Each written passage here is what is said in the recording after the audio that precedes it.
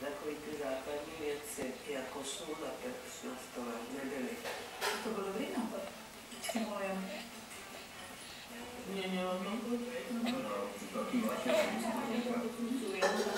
Vidím. Je tam Kukuřice, baby. Ale jo. Majonéza a všechno. Majonéza. Tu tam vůbec nesypěla.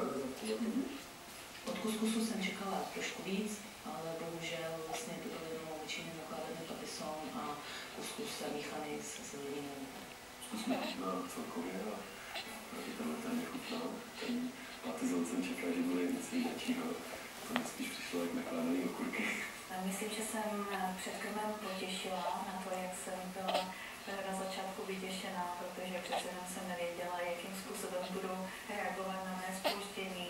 Už mám nabídnout vínko, tak potom můžete pokusit. A večer tomu překvapení pokračuje.